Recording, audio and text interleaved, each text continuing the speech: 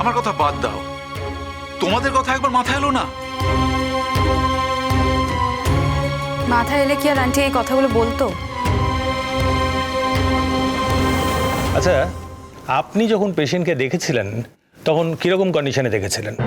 আচ্ছা, আপনার কাছে কি কোনো ডকুমেন্টস আছে, মানে ছবি বা এই টাইপের কিছু? আসলে ওই সময় তো ছবি তোলার কথা নয় স্যার, তবে ওটির ছবি আছে, মানে আফটার ওটির কিছু ছবি আছে স্যার। আচ্ছা, আপনি পেশেন্টকে ঠিক কি কন্ডিশনে দেখেছিলেন? হ্যাঁ, মানে উনি যখন এসেছিলেন তখন ব্যথায় ছটফট করছিলেন। আমরা টেস্ট করাবার পর বুঝেছিলাম যে ভেতরে ভেতরে ব্লিডিং শুরু হয়ে গেছে। আমরা খুব চেষ্টা করেছিলাম স্যার, কিন্তু বাচ্চাটা এমন ড্যামেজ হয়েছিল যে বাচ্চাটাকে আমরা বাঁচাতে পারিনি।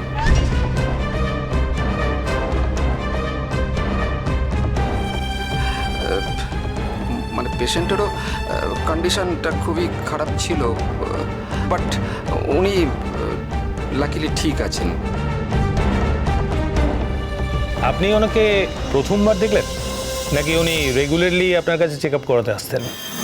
হ্যাঁ, কনসেপ্ট করার পর উনি মাঝে মাঝে আমার কাছে আসতেন।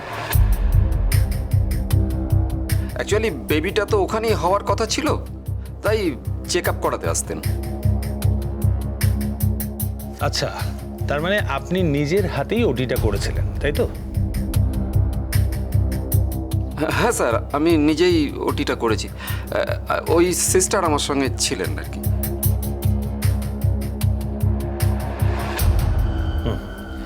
আপনিও কি পেশেন্টকে ঠিক একই কন্ডিশনে দেখেছিলেন?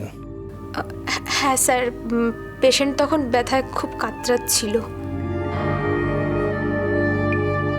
ওকে, ঠিক আছে, আপনারা আজকের মতন যান। প্রয়োজন হলে আমি আবার আপনাদেরকে ডাকবো। আর যদি কেসটা কোর্টে ওঠে তাহলে তো আপনাদেরকে সাক্ষী দিতে আসতেই হবে। হ্যাঁ স্যার, আমরা সব রকম সহযোগিতা করব স্যার। ঠিক আছে, আপনি যখনই বলবেন আমরা তখনই চলে আসব। থ্যাংক ইউ, আসি।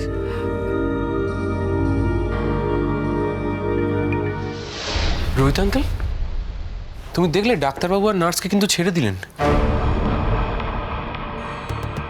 আসলে ওনাদের যা করার সূর্যাস্তের আগেই করতে হবে, কারণ সানডাউনের পর লোকাল থানায় কোনো মহিলাকে ধরে রাখতে পারে না। চুনগো গুটিগুলোকে একদম ঠিকঠাক সাজিয়েছে। প্রথমে এফআইআর ফাইল করেছে, সেটার ভিত্তিতে শ্রীময়ীকে অ্যারেস্ট করিয়েছে। এখন শ্রীময়ের বয়ান নিয়ে এরা শ্রীময়কে কোর্টে প্রডিউস করবে, তবে হেফাজতে নেবে। আমাদের আর কিচ্ছু করার রইল না।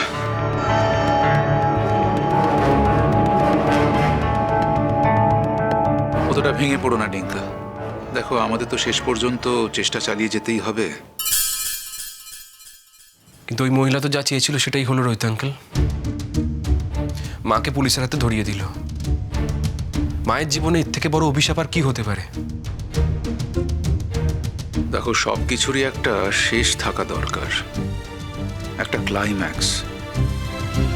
ধরে নাও এটাই হচ্ছে শ্রীময়ীর জীবনের ক্লাইম্যাক্স, যার পরে সবকিছু ঘুরে গিয়ে নতুন করে শুরু হবে।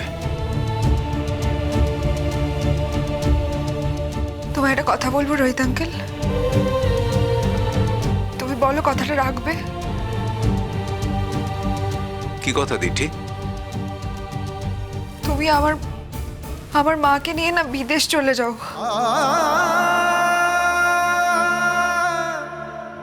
তুমি তো যেতেই, আমার মাকেও তোমার সাথে নিয়ে যাও না রোহিত আঙ্কেল।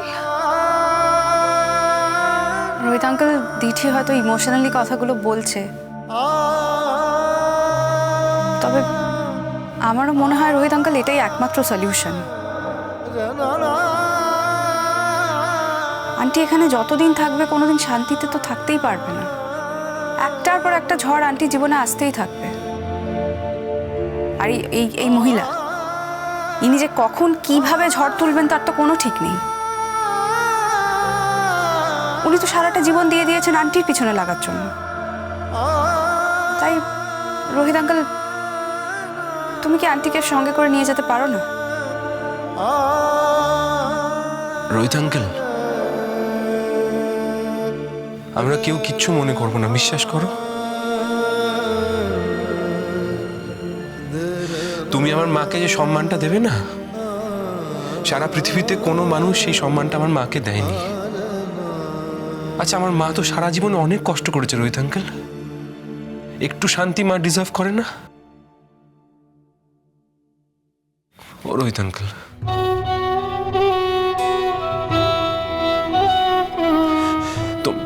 তোমার কাছে একটু জায়গা হবে না মায়ের?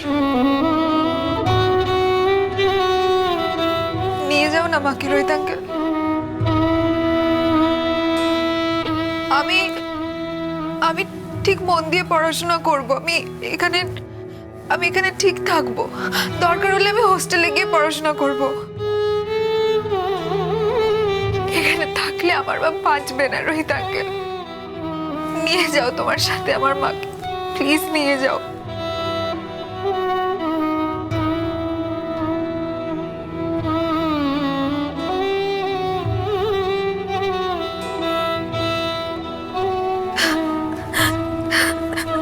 কাঁদে না দিঠে, এইভাবে কাঁদে না, প্লিজ কান্নাকাটি করো না। বৌদি ভাই, দেখো, আমার তো মনে হয় রোহিত আঙ্কেল যদি সম্মান দিয়ে আন্টিকে নিয়ে যেতেও চায়, আন্টিকে আমি যতটুকু চিনি না, আন্টি নিজেই কোথাও যেতে চাইবে না। তোমরা যে বিপদের সময় আমাকে এইভাবে মনে করেছো, আমার কাছে এসেছো, তার জন্য আমি সত্যি তোমাদের কাছে কৃতজ্ঞ। এটা আমার জীবনে খুব বড় পাওয়া। কিন্তু কি জানো তো, আমি তো তোমার মাকে চিনি। তোমার মা কিছুতেই আমার সঙ্গে যাবে না, আমি হাজার বললেও যাবে না। আসলে তোমার মা না তোমার পাপাকে ভীষণ ভালোবাসে, আর এই জীবনে তোমার পাপাকে ভুলতে পারবে না।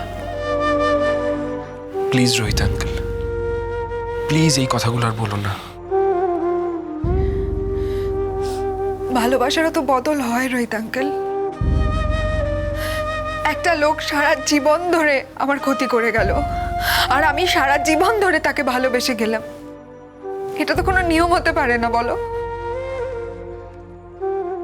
আসলে আমার মনে হয় ওটা একটা সংস্কার। না না না না,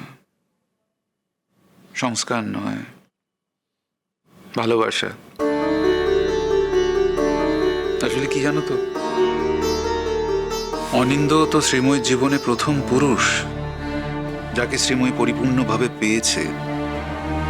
তাই একটা আত্মিক টান তৈরি হয়ে গেছে, একটা ভালোবাসা তৈরি হয়ে গেছে। সেটা কি করে অস্বীকার করবে ও? আমার কি মনে হয় জানো রোহিত আঙ্কেল, মাঝে মাঝে মনে হয় মা হয়তো অন্ধ, কিছু দেখতে পায় না। বাবার আগে তো মা তোমাকে চিনত রোহিত আঙ্কেল।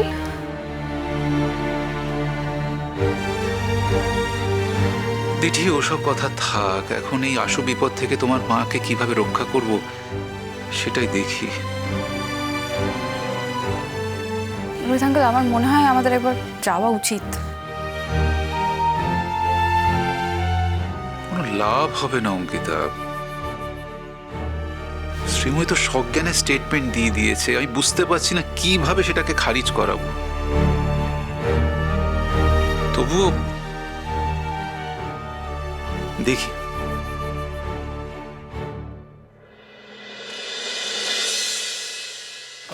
অফিসার, আসতে পারি? আমি তো আপনাদেরকে বললাম যে আমি শুধু অ্যাকিউজের সঙ্গেই কথা বলবো। হ্যাঁ, কিন্তু আপনার তো অ্যাকিউজের সাথে কথাবার্তা বলা হয়ে গেছে, ওনার বয়ানও আপনি নথিভুক্ত করে ফেলেছেন। এবার আমাদের কথাটা শুনুন। আসুন। Thank you.